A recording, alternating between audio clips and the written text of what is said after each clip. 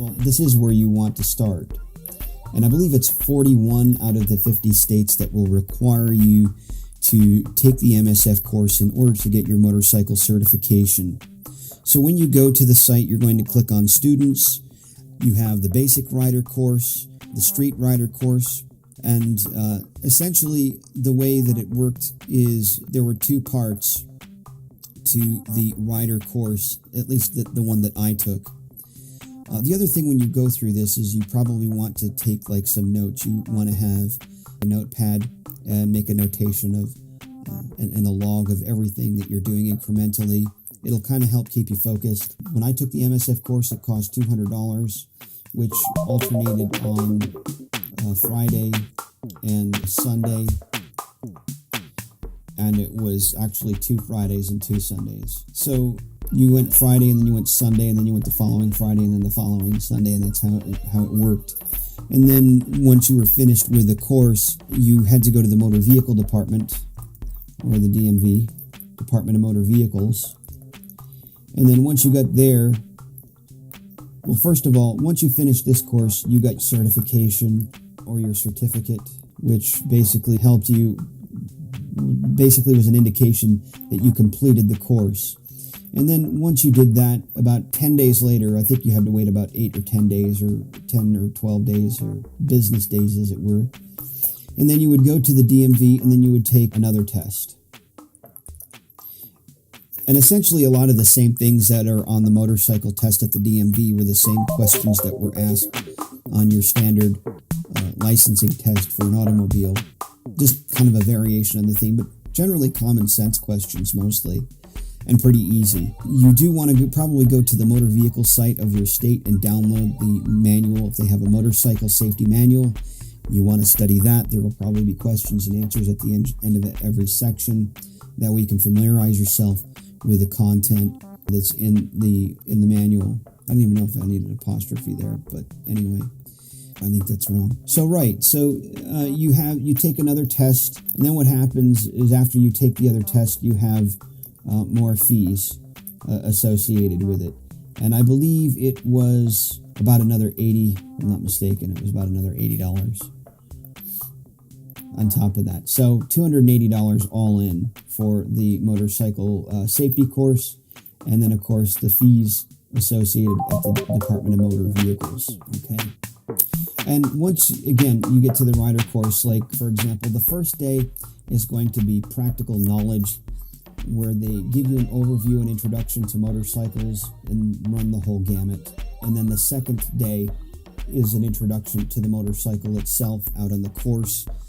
And what they'll have you do is, and there's a lot of different videos that you'll have, but if you go to like Motorcycle Safety Foundation site, they'll give you basically an overview. They'll show you some videos kind of like this here in the classroom. You'll sit in the classroom, and it's about, I don't know if is it 3 or is it 2 or 4 hours. I can't remember, but I think it's like 4 or 5 hours. I can't remember exactly how long it was, but it was a long time. It was quite a while. They have you fill out paperwork and that sort of thing. And then once you do that, they're going to do things like this. They have the riding coaches are going to get you on the bike, and then they introduce you to clutch and throttle coordination. You roll the bike back and forth. They're going to have you walk the bike just like this here. That's so you can kind of feel the motor pulling the bike along, like in first gear. And for people who haven't ever ridden before, it's intimidating for them. But once you get familiar with the bike, and then people start progressing into other skills, and then they're going to have you weaving in and out of cones and doing this sort of thing here on the course. And then as you further progress, they're going to have you starting and stopping. And a lot of these motorcycles that you're seeing here on the course are actually motorcycles that you can purchase. I see some Honda, what is that, Honda Hawk. I think it's a parallel twin. And then they have a Yamaha TW200 with a big donut tires on it. They're dual sport bikes. I think I saw a Suzuki DR200 there on the course. And as you're seeing, you'll also be going through lines. They want to see that you have, that you're competent enough the riding coach is going to walk you through a lot of things. They have a briefing, and then they walk you through the skills, and then they have you commence with the skills on the course. So that's essentially how it works. And then the next day you'll go back, and then you'll do more practical skills and learning. And then the last day they're going to have you, you'll take the test, actual test on the course, and everybody has to execute the riding. And pretty much everybody passes. I mean, it's really hard to fail this class.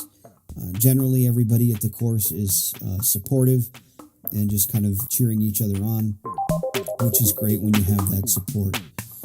And if you're, let's say, for example, you're interested in progressing or moving along, and you want to actually be a rider coach, they actually have advanced classes that you can take. You can take an advanced rider course, and then if you wanted to progress from the rider course, you could actually become a program administrator, or I guess you would start off as a rider coach, which would mean that instead of being the student, you're now the teacher, and that you will be teaching or helping people to learn how to ride motorcycles. So it's a very noble thing. It basically here it says that, they've certified over 20,000 instructors. I guess that's since 1973. It gives you an explanation of what you need to qualify or to enroll as a rider coach or instructor, and it runs you through the gamut there. So that's how that works. Okay, so on to the next segment.